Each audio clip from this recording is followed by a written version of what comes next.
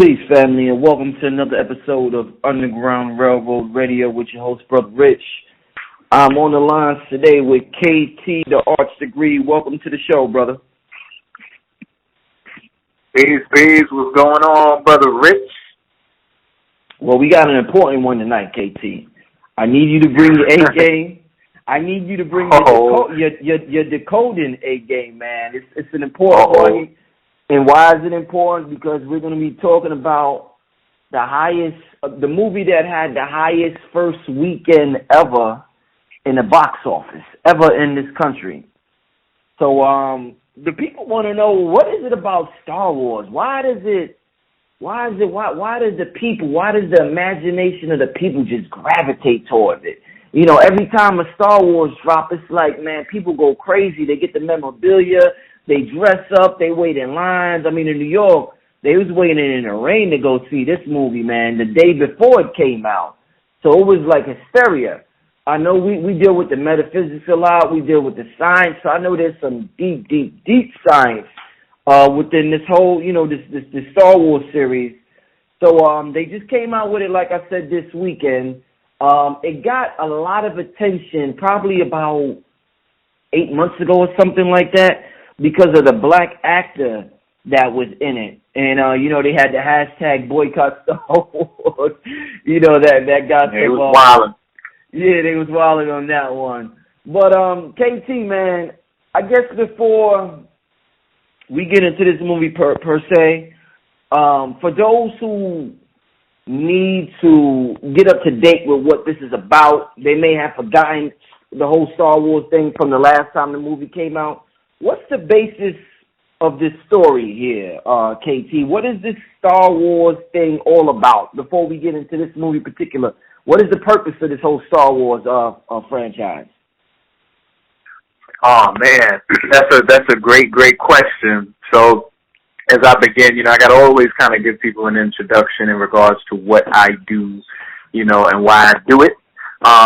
So this is a Hollywood Decoded presentation. And what is Hollywood Decoded? Well, what it represents is the fact that the word Hollywood comes from the wood of a holly tree. This tree, which we're seeing right now during this time, and we're closest to the galactic center, is really the most prevalent plant that exists, because you hear it in the songs and the jingles. You deck the halls with balls of holly. No matter where you are, you see this sharp green leaf with these bright red berries. Well, the wood from this particular plant was what was used to create the wands for the witches and the warlocks, and the wizards. So when you use the term Hollywood, you're dealing with magic. You're talking about magic. And when we deal with the industry of Hollywood and film, you're dealing with a magical phenomenon. These are people that are using our highest quantum mechanic, our divination systems, in order to formulate and create worlds, or rather portals and gateways and doorways into other worlds, because we live on different planes of existence. There are different dimensions. Even scientists say that there's infinite worlds and infinite universes out there, so we're dealing with different worlds. And Hollywood is a generator that deals with gaining access to other worlds. Now, when one is not privy to the fact that they are contracting into a particular quantum experience, then what happens is their consciousness and their spirit is up for grabs. You see, it's able to be manipulated and used as an energy conduit to push a machine forward, so to speak. When one's eye is open and they're able to recognize the keys that are hitting within inside the film, well, then that doorway becomes something more beneficial to the viewer rather than to one that's hoping that you're ignorant of it. So as I said, it was Hollywood. And in order to get a movie going, you have to greenlight a film, and the first step is to write it. Before there's any pictures or anything like that, they have to write this film. They have to get a writer. And when they get a writer's job is to essentially put the story together. We are talking a griot. We know, as an African people, that our history has always been from mouth to ear, generation to generation, through story form. allegory. So that's what these films are. They represent an allegorical embodiment of African cosmology. In order for you to write, you have to put letters together to form a word, and what that's called is, it's real simple. In order to put letters together, it's called spelling. Okay, so we're dealing with Hollywood. Now we're dealing with spelling, and the next stage after it's written is to start to hire actors, which they call stars, right, in order to play this role, which they look at specifically based upon their signs, their astrological charts. That's why they're called stars. They distinguish each other by their birthdays and their energies. So, these stars are then what? They're casted, you see, because that's what they call it. They call it casting. So you have a wand in which you're casting spells, you see, so there's a magical phenomenon occurring. Now, in this process of casting stars, what we have here is a film called Star Wars. You see what I'm saying? And you know that society loves controversy. They love a good drama. You know, our tales are tragic and traumatic. So we're dealing with an allegorical tale that is trying to tell the story of a cosmological origin. And that's what Star Wars is all about. So you ask, what is so important about this franchise? What is so powerful about this franchise? Well, we're dealing with the root. There's nothing being hidden. See, usually you watch a film and they're embodying the astrological principles within the storyline. But in this particular anthology, you're dealing with a situation where the stars are actually in the stars. We're dealing with a cosmological storyline at its first level. There's no filter. And innately, people are able to relate to that because we know of our cosmic origins deep inside our subconscious mind. We know that this is a pit stop, that this is a bus stop, that this is a situation for us to have spirit to learn, you know, before we move on to our next level. We know that there's something more written in the stars for us, and that's what this story gives. Now, why is this particular story more powerful or more effective than all the other sci-fi tales that are out there? Well, Star Wars was one of the first to do it on the level that they did. They took some real risque microcosmic applications to create effects that then stood out in a macrocosmic fashion. This does something to the psychology. This does something to the mind. You know, now Joseph Campbell, who is a powerful literary individual who's responsible for, well, not responsible, but is definitely seen in regards to his application in mythology in modern times.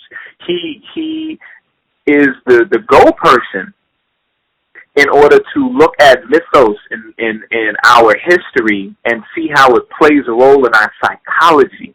See, our psychology is able to be told in a very comprehensible fashion when it's done in allegorical form. And the mythologies of antiquity did a phenomenal job in being able to decode and break down how our psychology is to be in its most optimum state. You see what I'm saying? Through a story. And this is what Star Wars is doing. Now, when anybody thinks of Star Wars, their first thought, before they think about Luke Skywalker, is Darth Vader. Darth Vader is who everyone comes to mind with. I mean, Yoda's going to come, don't get me wrong. We're going to think of Luke too. But nobody gets as much attention as Darth. Now, why is Darth Vader so important? Why is he so powerful in all of this? Well, you know, if we holler at my brother A.A. Rashid, he'd be able to let you know that he's that hidden Sephiroth on the Tree of Life, which is called the Das. You see, that binds the Keter, the bind and the Shakma. And this Das, or this force, this energy that Darth Vader represents, I mean, look at him. Most people don't even pay attention to it, but where does that helmet come from? Why is that helmet there? That helmet is there that black cape is there and that all black attire is there because he represents the melanated phallus. He is the carbonated phallus, the erection, you see? Because that is the force. That is the force that drives, is this particular tool that is utilized to inject a spark of thought and intent into the womb of the female energy so that that thought, that inception can then start to germinate, proliferate, and grow. You see? And the reason, the way you can tell that Darth Vader's that is when you look at his helmet. And when you look at how he conducts himself. But most importantly, one of his most distinguishable features is the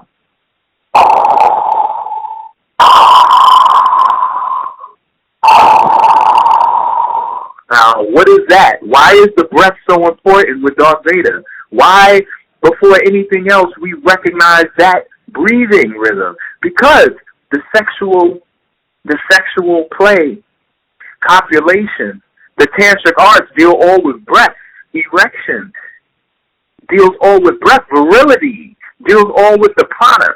And that was the one thing he had a problem doing, was the breathing, you see. And what was the voice of Darth Vader was James Earl Jones, who we also known as being Mufasa, or we also known as being King Joffrey Joffa, husband of Oeleon. Always playing a royal part. It was the black man's voice, it was the black man's breath, and it was the carbonated melanated phallus, which represented the force. Now, what happens to sexual energy when it goes to the dark side? It's powerful because, see, it fuels our world. Everything that we deal with has a sexual undertone to it. You see? This is why everybody gravitates towards it. If you want to sell anything, only thing you have to do is put a black dick in it. And you guarantee to sell them tickets. We learned this from Frances Cress Wilson in the Cress theory of color confrontation. You see? She broke it all down with the War of the Balls, with the cigar and the cigarette, you know, in the ISIS papers. Now, in this particular story with Star Wars, you know, most people have seen the films, you know, the A New Hope, Empire Strikes Back, Return of the Jedi, episodes 4, 5, and 6, you see? And in this story, there is an individual by the name of Darth Vader that has the potential to balance the energies in the universe, because, you know, it's always a further process in growth and development in life. And even the universe is striving for further balance, you see. So there was a balance that was necessary that Anakin Skywalker was supposed to establish, but before he got a chance to, he was seduced by the dark forces and the dark energy. Now, when I say dark forces and dark energy, that's almost because, you know, there are dark arts. There are dark energies and dark forces that we utilize as an African people in order to do particular things, you know.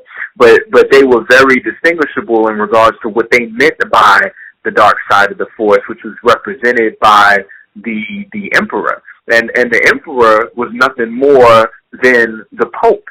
If you look at the pictures of the emperor and the pope, they look like twins. You see, so they were talking about the religious order, the religious factor, the Spanish Inquisition, all those people that fall in that role. This is who the emperor represented, and that dark energy of religion that they used to usurp your personal light. You see, they converted Darth Vader, you see, into what they felt that they can spread across the world as Christianity and the other religions have done by spilling blood.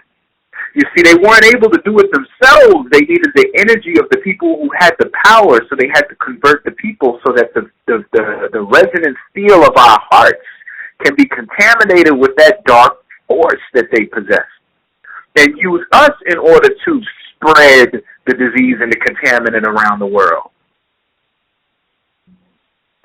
So the initial series of Star Wars dealt with the battle of this particular infecting contaminated energy and the pure force that we have inherent inside that makes us the children of the Creator, that makes us one with the universe, that natural order that when you close your eyes and you meditate and you link up your energy centers and you breathe and you focus and that qigong gets flowing inside your system, how you're able to smell and feel and taste and get in tune with the nature and the universe that's around you. So whatever decisions you have to make, actions you have to take, they're right on time. You see, you are granted a doorway. You are granted a way into another world because you are now at one. And that's what the Force is. You see what I'm saying? So, you had different players that had different roles within inside the initial story, and they were all there to shuffle around the progress, or the regression of dark and light and dark, because we know we're dealing with solar cycles. You have lunar cycles and you have solar cycles. Everybody has their time. The reason why a certain group of people have a certain amount of influence is because we're dealing with a certain cycle of time right now, which deals with those dark forces. You see, but as the light resurrects, as the Force awakens, you see, then the rightful people that are able to utilize and get in tune with that Force, can then reestablish the balance that is necessary in the universe.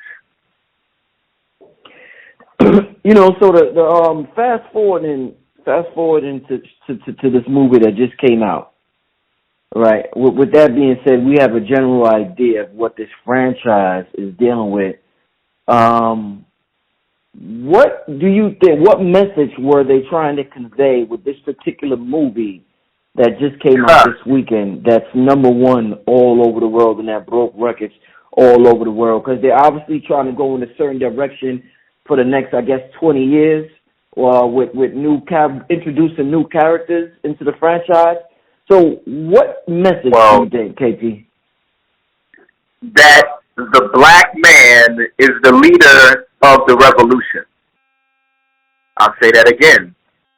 That the black man is the leader of the revolution. Because what we saw when we watched The Force Awakens was a black man take on the job, the duty, the responsibility of being a leader to a successful revolution. Regardless of how it was weaved around, that was the gist of the story. So let's look at this. Let's look at this movie, okay? So we're dealing with episode 7. Episode 7. Now, to give y'all an understanding, when it first came out in 1977, and there were lines all around the corner, we were dealing with episode 4. So George Lucas, who was born in 1944, that's for you, Blue, when he brought Star Wars out, he didn't start from the beginning. He started in the middle of the story and called it episode 4. All right? Then they released episode 5 and episode 6. Then what happened during the top of the millennia was they ended up creating a prequel where they finally introduced episode 1, 2, and 3. So now we know the whole story. You know, how Vader used to be in the light and he turned dark, and who his teachers were and what was going on. Like, we get a better understanding.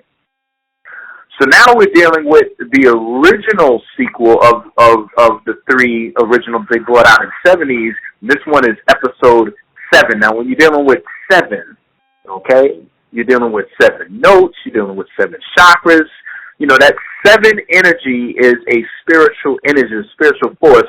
So right away they're trying to let you know, as magical as we might have been in these past 40-some-odd years, we are now finally ready to take the step into a more spiritual conversation.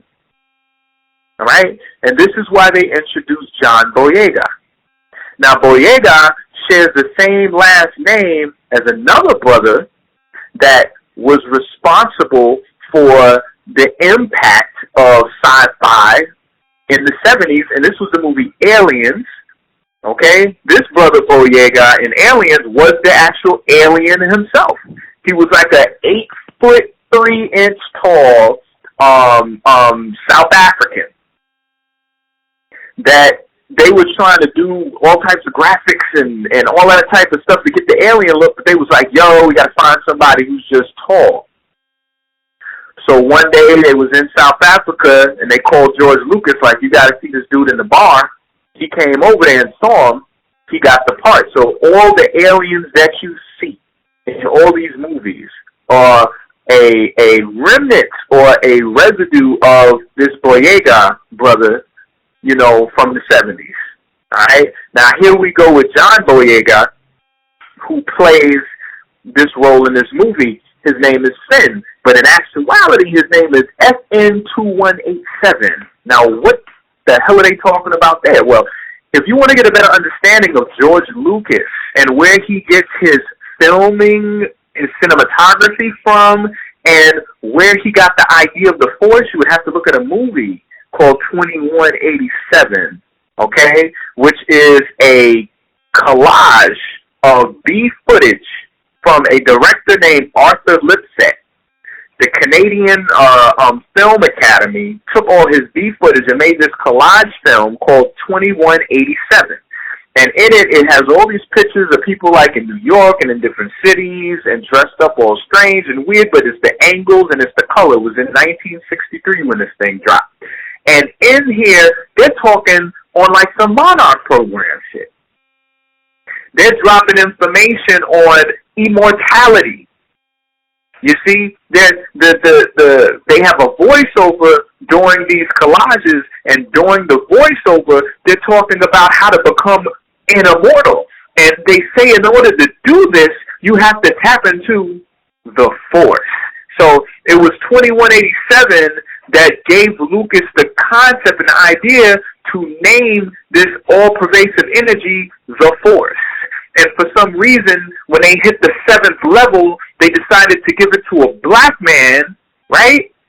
And name him FN2187. So I find that very interesting that the Force Awakens, and they named the brother after the film in which they even discovered the term Force.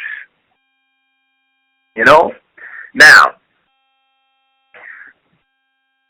John Boyega, who was in a movie called Attack the Block, where these aliens came down to the hood and was trying to regulate, and he defended the kingdom. You know what I'm saying?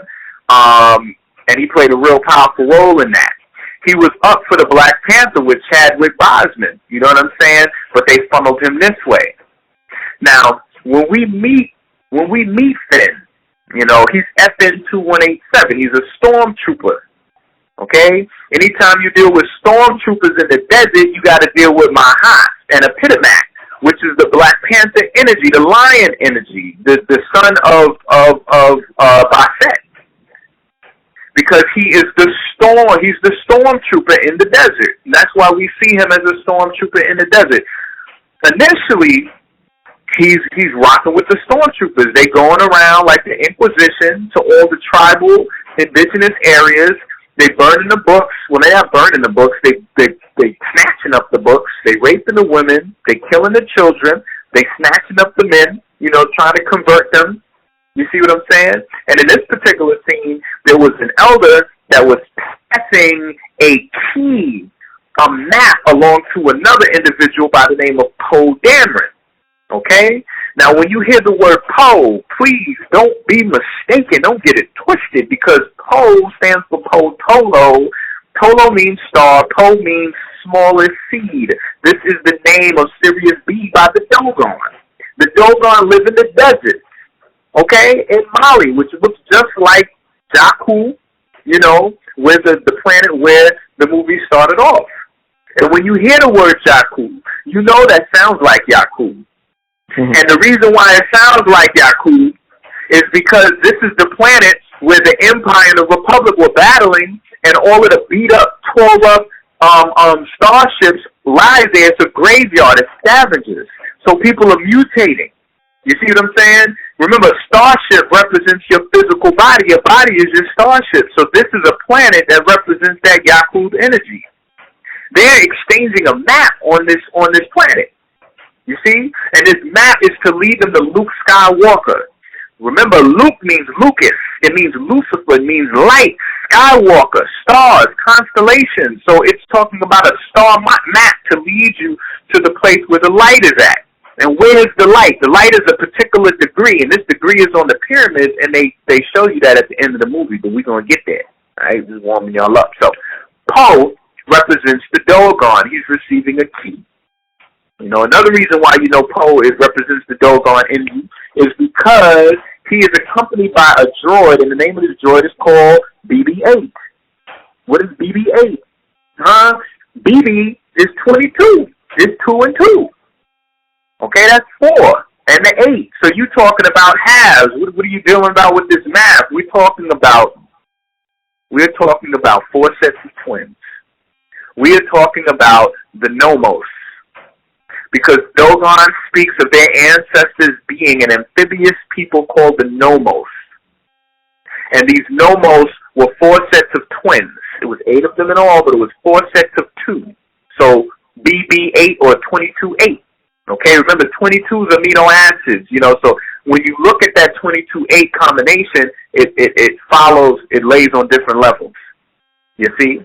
And the reason why you know it's the 22/8 and the Poe is because Poe directly connects with FN-2187, and he names him. What does he name him? He names him Finn, because he's the star Sirius B. You know, Sirius B is what gave birth to the Nomos, which gave birth to Finn, the force of the Finn. And if you don't believe me, I want you to look at John Boyega's birthday, and what you're going to find out, he was born on March 17, 1992, which makes him a Pisces. Poe Dameron, which is played by Oscar Isaac, he was born on 3/9/1979. He's 36. He's also a Pisces. So we're dealing with the fish energy of the Nomos here. And the passing of the key. This key represents the eye, a portion of the eye of Heru. This is why on all of the posters, they have the left eye showing. You see? BB-8 is an eyeball. This is why it's just like your eyeball has an orbital where it's able to rotate in all directions, and then it has a pupil that sits on top. His head was the pupil. His body was the orbit of the eye. And he contained a portion of the eye of Heru because R2-D2 at the end of the movie was able to give you the whole eye. So that means BB-8 had the 1/64th, which is, they called a teardrop with a pedestal, you know what I'm saying, of the eye of Heru. That's what he had. And even if you look at the shape of the map, it was the same shape as the 1/64 fraction. R2-D2 had the 63/64. You see? So when he put his 1/64 with the 63/64, they had the whole, the light came, they was able to find light, the Lucas, which was awaiting them on a mountain. This mountain is called Michael Skellig. Okay? Michael Skellig's coordinates on the planet, this is why they picked this island, because it represents a capstone, a bend zone, is 51 degrees. And if you want to know the angular slope of a pyramid, you will find out it is 51 degrees. You see what I'm saying? And this is why the light was waiting for Ray, right, at the end of the movie. Okay, let's back up, because I just went all the way to the end of the movie and just, you know what I'm saying? I'm excited. All right, so let's back up some. So let's go back to Finn, all right? Like I said, Finn's a stormtrooper. He wilding out. What happens is the blood hit him. He's witnessing and reliving the experiences that is in his blood, you see, because his people went through this same situation. And that's the problem with us right now. As much as we talk about how we getting banged on, we always talk about him as if he's a banger, when we have every resource, every ounce of strength, and all the knowledge necessary to stop fucking getting banged on. You see? He recognized that in that moment when his brother died, and he swiped the blood on his face. 3 strikes. You see? Because now he's acquiring them upper 3 chakras. He's hitting that higher thought. You remember the Force Awakens. And it was the scratching. He got scratched. This was straight up African magical practices occurring right now because that blood touched that stormtrooper, that white, and he felt that energy. You see? He felt that energy. He felt that force, and it woke him up. You see?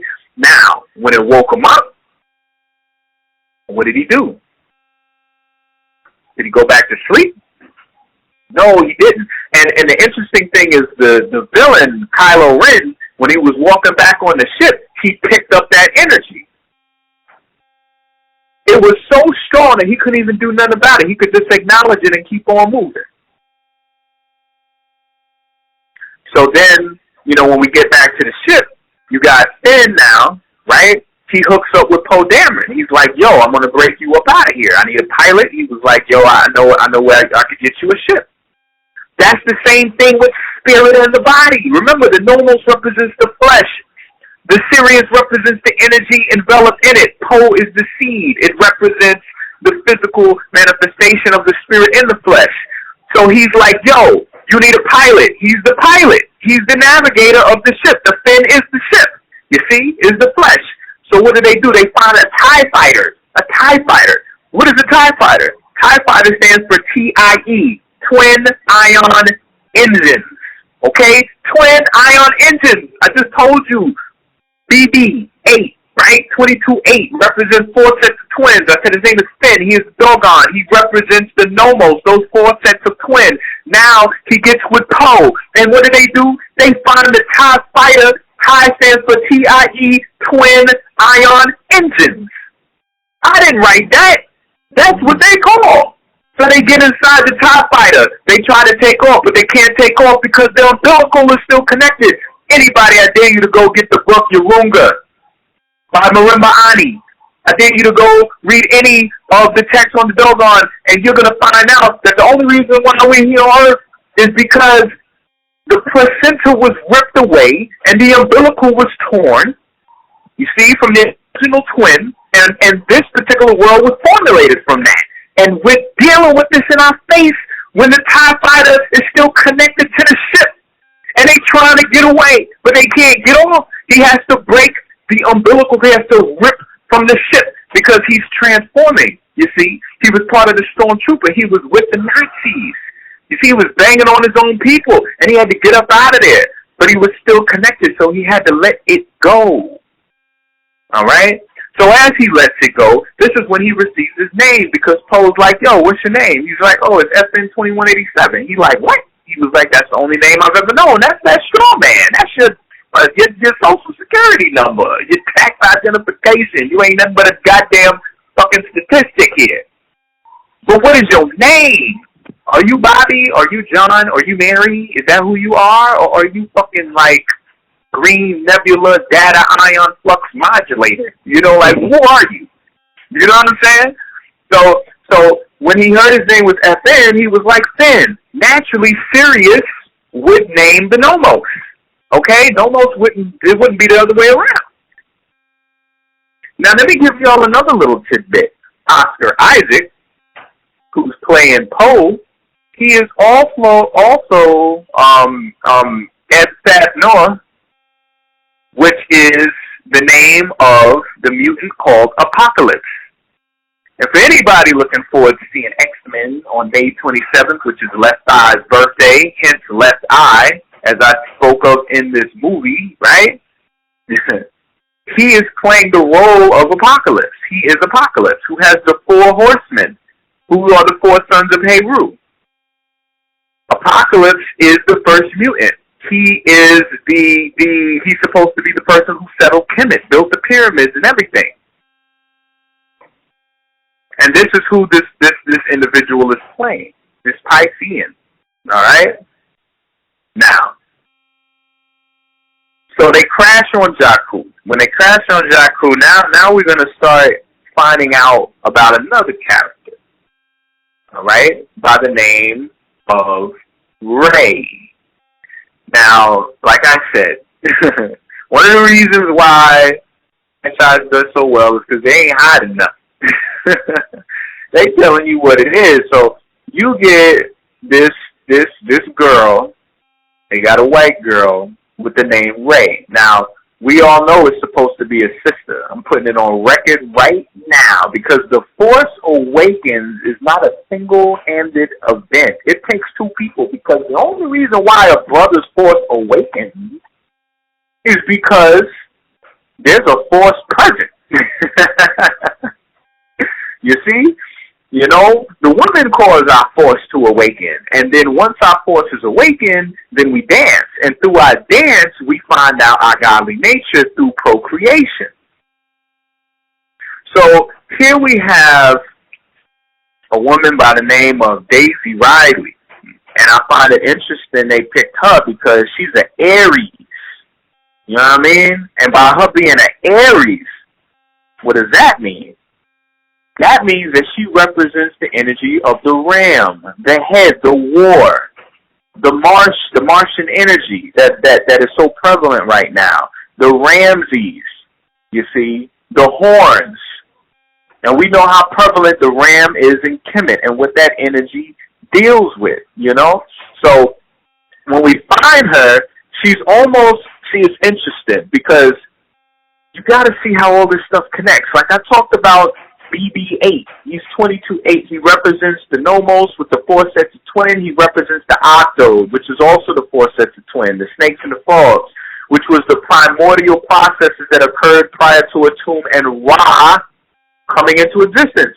When Daisy first is shown, remember, we go from BB-8, which is the Octode energy, right?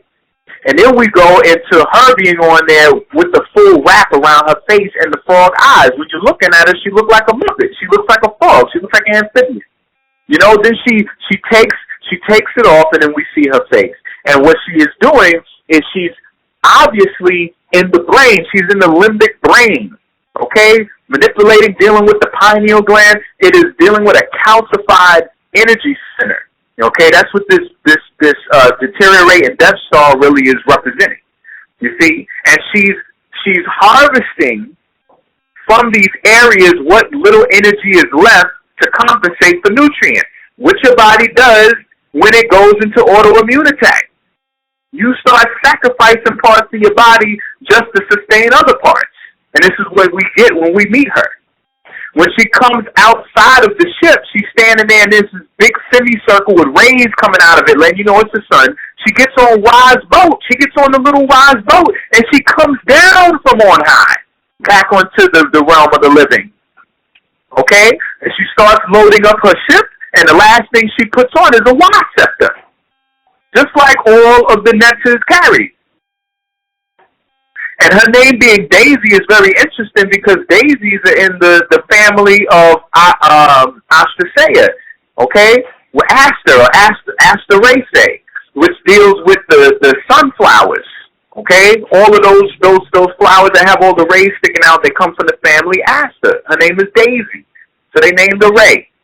She represents the Ray energy, and that Ray energy is prominent within inside the black woman. She is having a resurrection right now. Her energy, her force is coming up. It's coming up in respect to us because we are stimulating. And as we are stimulating her, she is receiving. And as she's receiving, she is germinating and growing and developing and swelling. That is the mound to give birth, all right? To give birth to the force. All right. So, as we push forward, so now we see her rationing, okay? And in her rationing, she ends up coming across BB-8, who has a piece of this eye, okay? She ends up going back into town and finding out what its true worth is, because upon looking at the eye at first, it was of no value. She wanted to get rid of it. But when she noticed the amount of nutrients and sustenance she would receive in trade for it, peep the science, that's when she understood how important this eye was. All right? So, let's go back to Finn and Poe. Finn and Poe is evading, right? They're getting away from the ship and everything. They get hit. They crash. When they crash, Poe's disappeared. Now it's just Finn. Of course Poe disappeared. Poe represents that spiritual energy. You know, now we're dealing with the physical flesh of the Finn, of the Nomos. He's in the desert. He strips he strips himself of the stormtrooper attire because the stormtrooper attire was white. It represented that Nazi, eugenic, Paleolithic, you know what I'm saying, corpozoid, white supremacist energy. This is what he was garbed and clothed in. And when he landed, he couldn't even breathe. He was sweating, about to die. He had to take it off. When he took it off, what did he have on? He had black pants. He had a black shirt. You see? And then the only other thing he had was a brown leather jacket with red on it.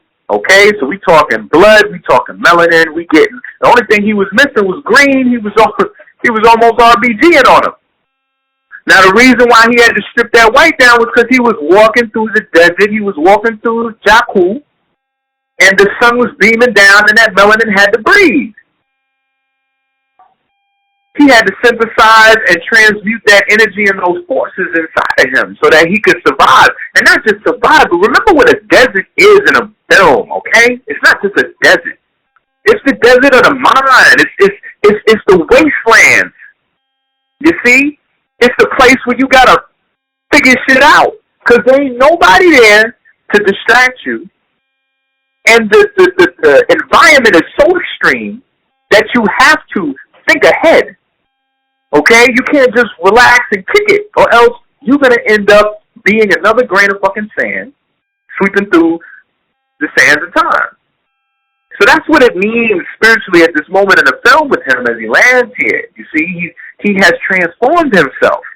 He went from being a stormtrooper, you know what I mean, to braving the storm. So, luck would have it, he comes across the same town that Ray's at. He finds Ray.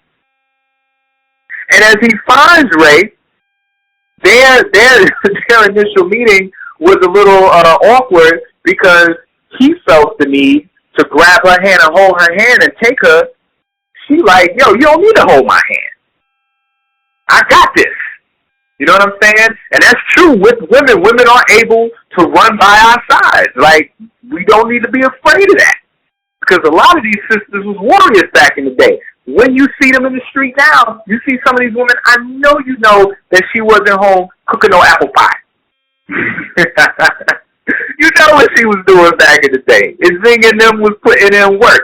So you have those. And you're dealing with an aspect of Ra that is balancing between these different types of energies. You know? Now remember, she starts bringing the force up in her, which lets you know that she needs to eventually be trained to be a Jedi. Okay? Where does the word Jedi come from? Well, we should know that the word Jed represents a particular energy conduit or generator that resides in Kemet. That comes from Kemet. All right? And it means steadfastness. It means backbone. Okay? But what is your backbone? Your backbone deals with piezoelectricity. You know, as your vertebrae encapsulates and envelops your spinal cord, which is called the cauda equina, which means horsetail.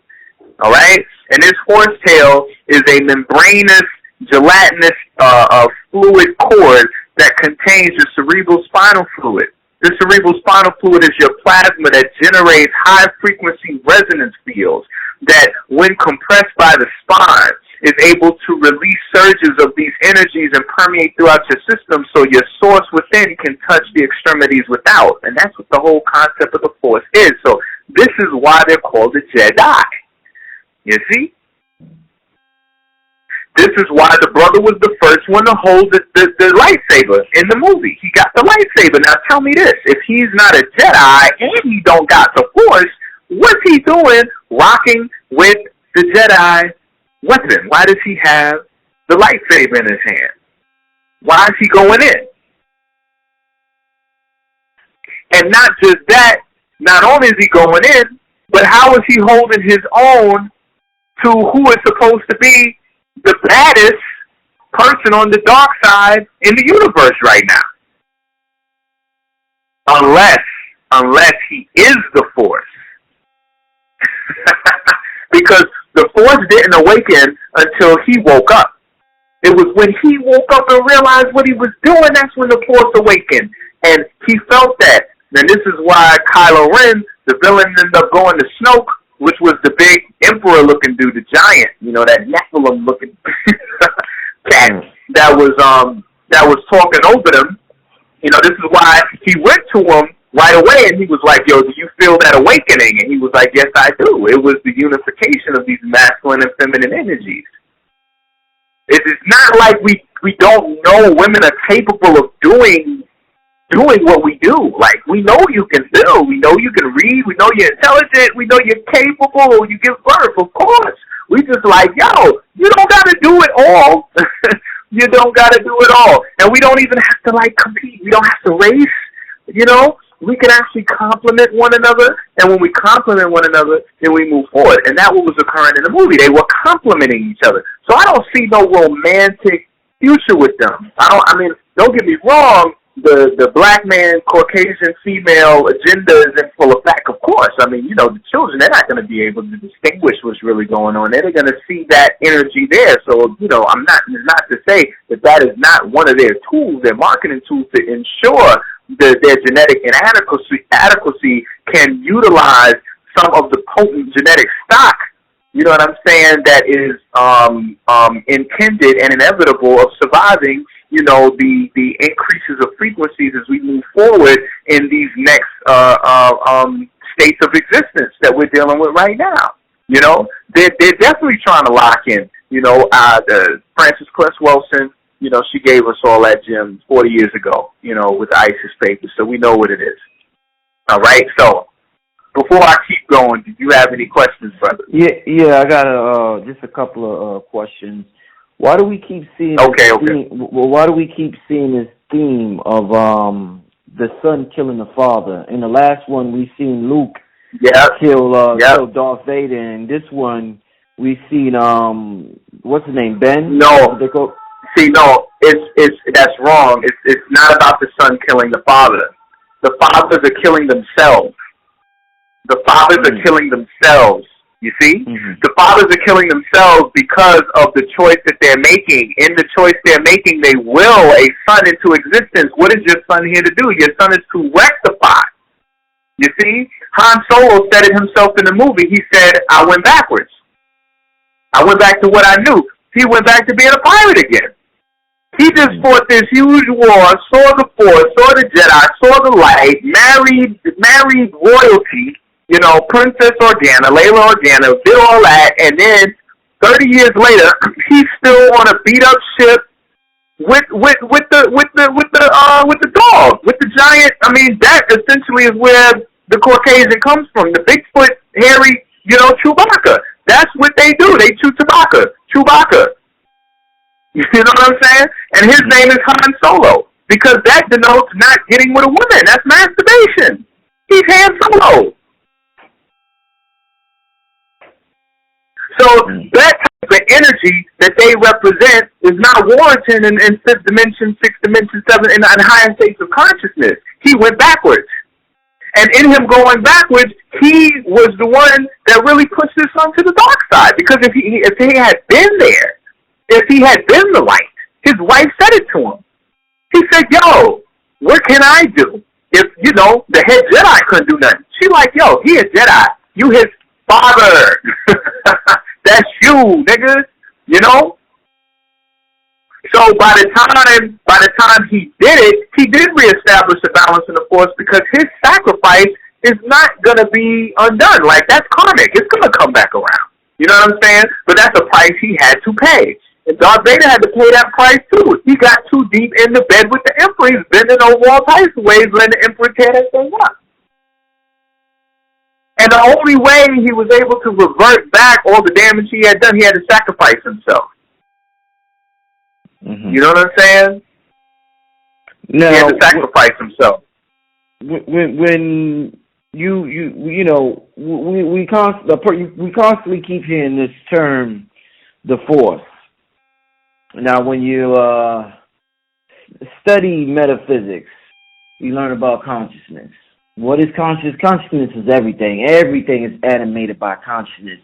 So you have this term that we know of called consciousness, we keep hearing this term, the Force, which kind of, it kind of reminds me of what we would term consciousness, whatever we have to use to animate anything down here. But then we have the dark side.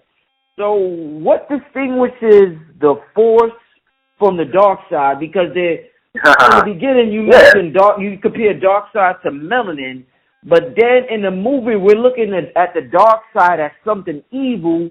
So then the person will automatically associate melanin with something evil. So is there consciousness, the dark side, the Force, and melanin? Try to compare all those. That's right. They equated the dark side with Caucasians, because every time the dark side was there, we saw white stormtroopers.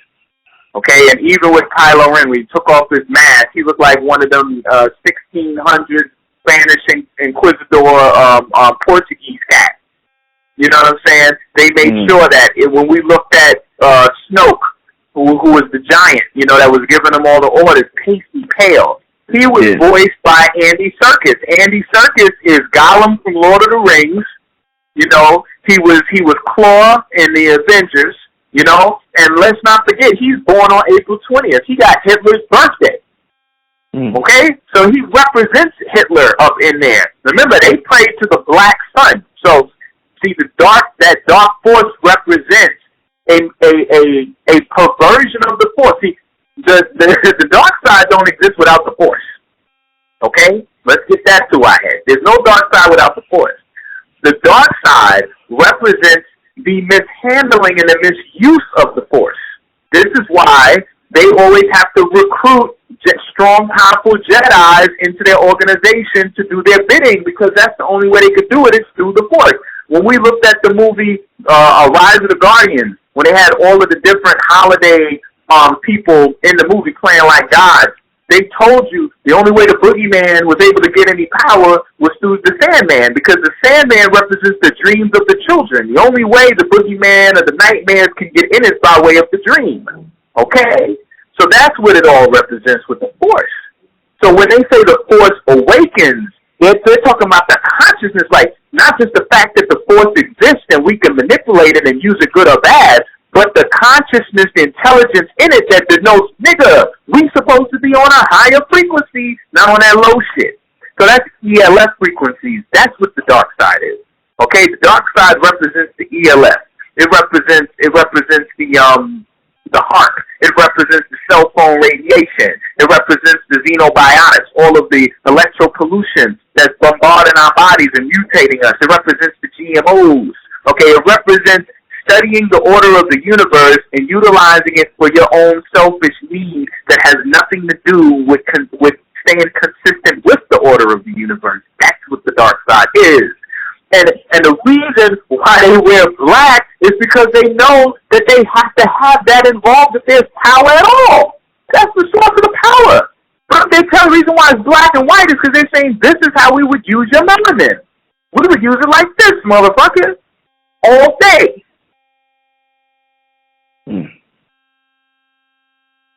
Now, how was the? And that's what they was doing. Yeah. How was the girl Ray? How was she able to use this? She was battling one of the baddest dark side dudes out there.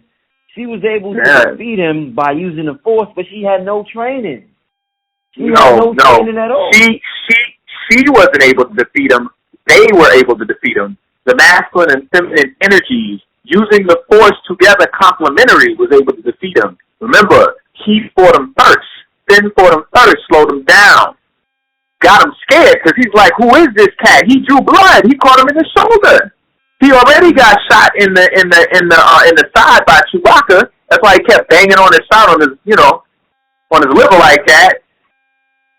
Right? And then here he come and he caught him in the shoulder. He laid him out. That's why he had to hit him. And where did Kylo Ren strike Finn in order to lay him flat? He caught him in the back. The jet pillar. You see? He marked him. Mm-hmm. You know? That inspired Rey. What are you talking about? You don't think of the fucking deluge didn't come up out of her after she saw what he did there? She jumped up.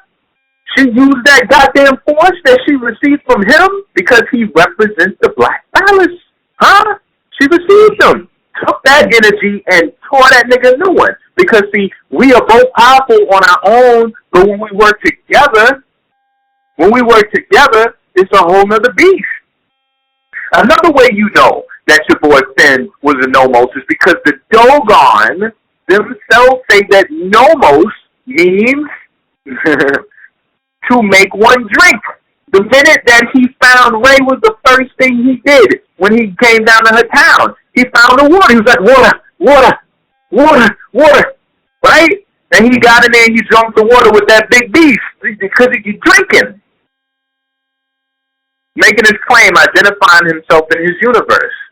You know? Now, she was able, like I said, the reason why the force was coming up in her was because what did she do? She touched the jet. She touched Luke's lightsaber. Okay? She went to see Maz Kananda. All right? Maz Kananda was Lupita Nyong'o's part. Lupita Nyong'o is the freaking drop-dead super gorgeous who should have been the real Ray.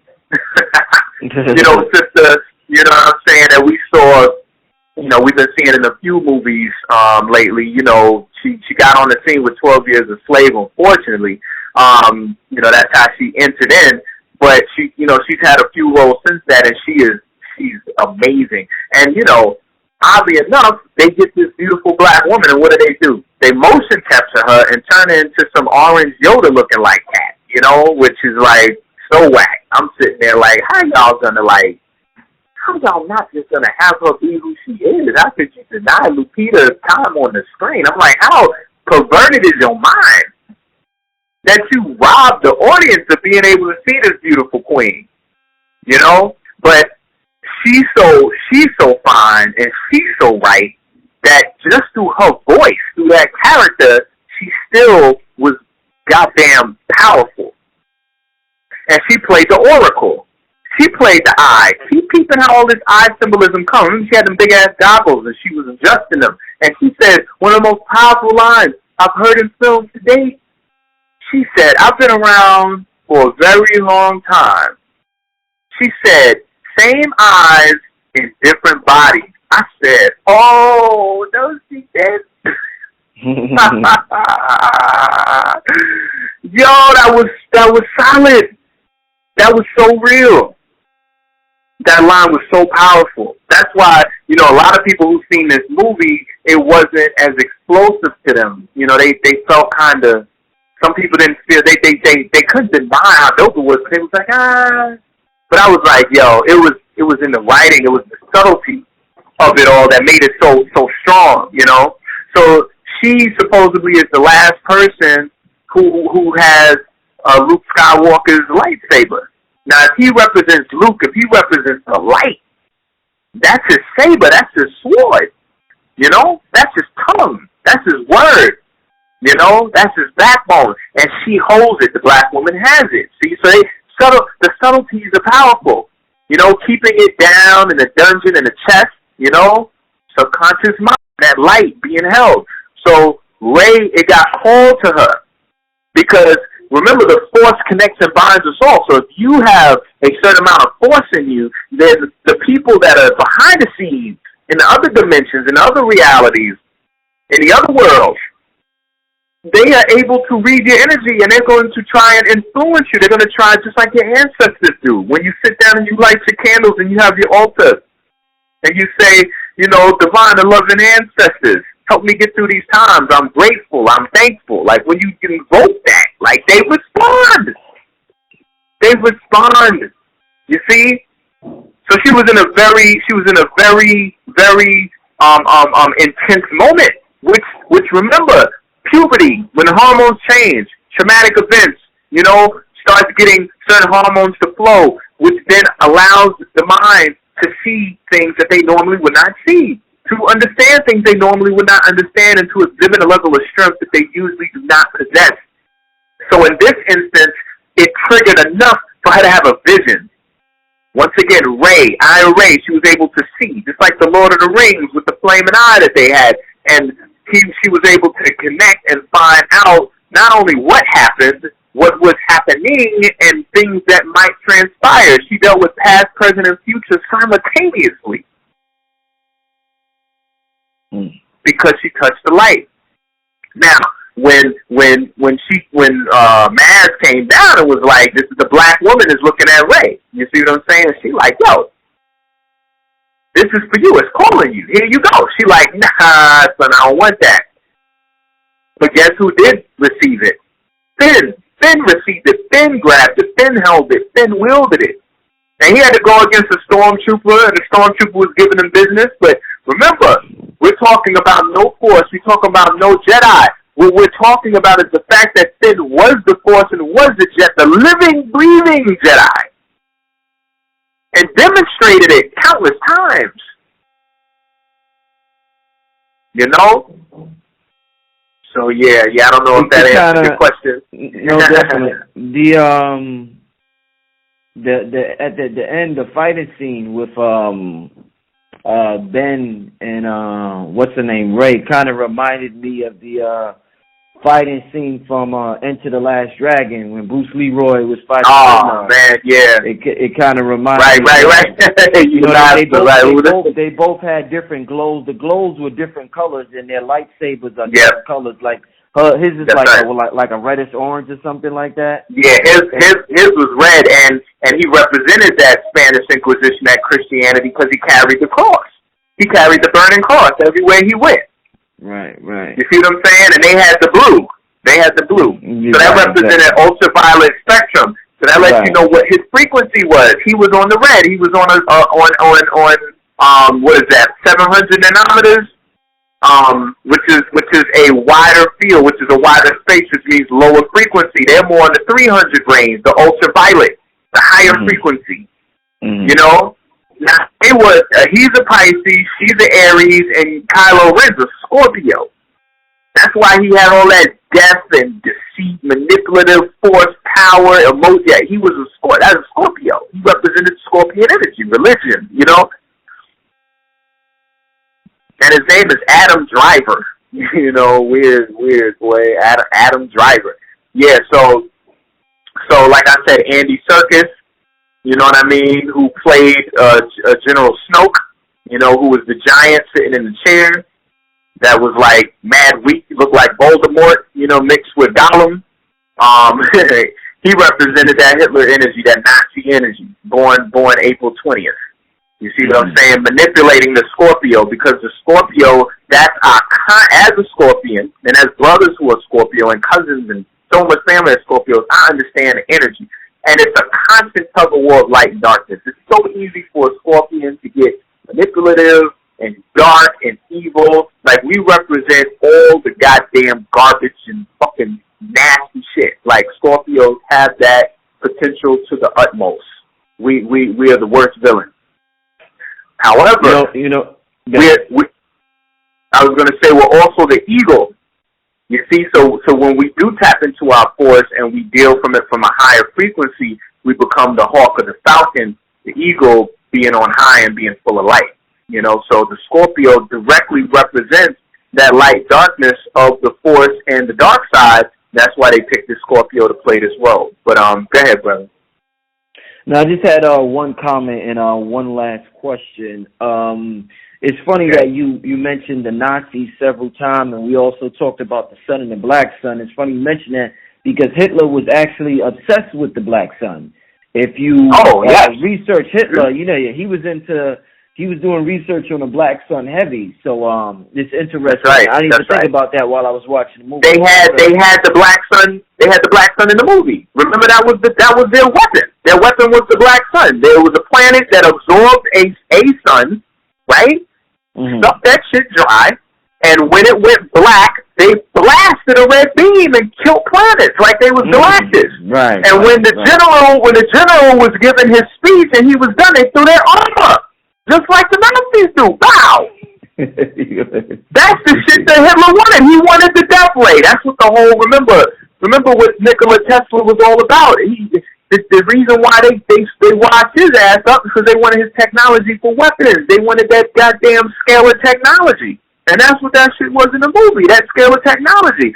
They used the solar energy. This is why your man Finn was the determining factor of the revolution being successful, because he understood the science, because he said he was a garbage man. How the hell is he a trash man? And he knows that the oscillating that the oscillating column, you know what I mean, was a part of the ship that would cause it to collapse. The oscillator. Oscillator means vibration. Oscillator means frequency. We talk about vibranium. We talking about what he possesses.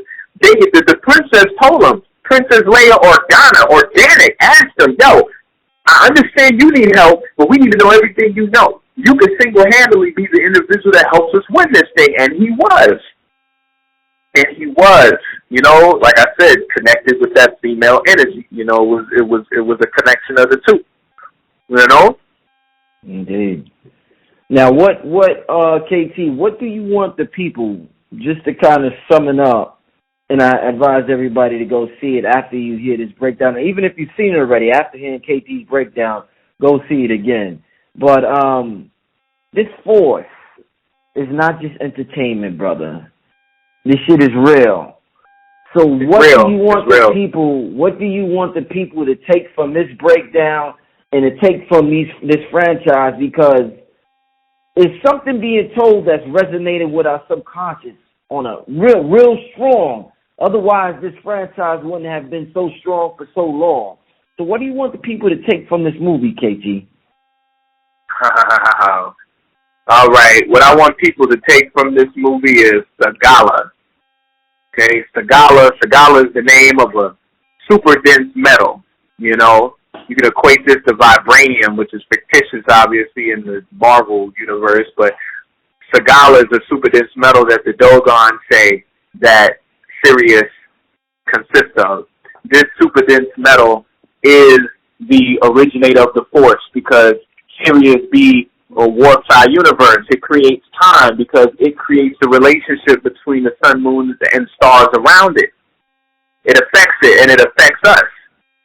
You know, the reason why that sun disappeared and was utilized as a death ray, and then when they destroyed it, the planet became a sun. That was the Fourth Awakening. That's the rebirth, which we're dealing with right now, because the sun, during the winter solstice, drops below the ecliptic. Takes 3 days for it to come back above the ecliptic. That is the resurrection on the cross that occurs every year. This is why everybody is coming together in mass to celebrate, quote-unquote, Christ energy. You see what I'm saying? Mm-hmm. So we saw that in this movie when they destroyed the weapon and the planet became the sun. It turned into a sun. We all have a sun in us. Finn is capable of absorbing the same weapon. Remember, every weapon this cracker is making right now is based on fucking up our melanin, messing up our frequency and our DNA. In order for them to create weapons that do that, they have to replicate our own organic technology. Which means that giant-ass weapon that they had was the same shit that Finn had in his system. This is why everyone looked to him for the answer. And he answered. And then, if it's not enough, he descended in the underworld at the end of the movie. He descended. He was straight up laid out like a saw on the platform that you see on all the walls in Kemet. He was laid out, and while he was laid, Ray went to the 51-degree Big Big Stone in the middle of the waters and handed the jet back to the light so that shit can get popping now. Now we can do something, you know. So if I could say, you can walk away with anything. I'm hardly saying everything in this movie. This is tip of the iceberg, y'all. I'm just having fun tonight. And let's not forget that, you know, by the feminine energy also coming into being and not just coming into being, it's here, it's everywhere. We drunk off of it, but by it coming into another state, you know, we're seeing this through the lead, this female character, that they have. And we see it played very subtly in the scene when she first really gets the confidence over the Force is when she does the Jedi mind trick to the Stormtrooper. Right? Yeah. And it works. Now, Brother Rich, I want you to answer this question. Okay? Mm-hmm. James Bond obviously represents a certain type of masculine energy or force that does not relate to the comparable complementary energies of a black man, black woman relationship. James Bond's more of the bachelor, blow shit up, ask questions later. He's smooth and slick now. He can get in and out of girls like nothing, but his state of mind, his energy is kind of becoming obsolete because at this point we can't just be on our James Bond shit. We got to be on our James and Jane Bond shit together, Right. So the point in the movie where this female character finally gets hold of the Force is when she does a Jedi mind trick or manipulates the mind of none other than Daniel Craig. That stormtrooper that she manipulated was James Bond. Now I want you to let me know why James Bond had a stormtrooper outfit on in that scene. You got to tell me that one, brother. You just dropped the gem. Why James Bond in a stormtrooper suit? Why was James Bond in a stormtrooper? Not just in a stormtrooper suit, but getting Jedi mind trick. Yeah, getting manipulated. Right, getting manipulated. Yeah. But he's an agent. You see what I'm saying? Mm-hmm. It's a higher order. Remember, and I left that out. Shoot, what was the name of the dark side in this movie? The First Order? Is that not the Spanish Inquisition? Is that not the Catholic Church? The First Order? So, if I could tell anybody anything, I would say keep your eyes open when you're watching these movies because they're not spending $200 million just to make you laugh and say, yo, that explosion was dope. Right. They're up to $698 million worldwide right now. They're about to hit 700 million. Which means by the time these holidays end this weekend, they would have generated $1 billion in under a week. That's crazy. That's a lot, man. A Billy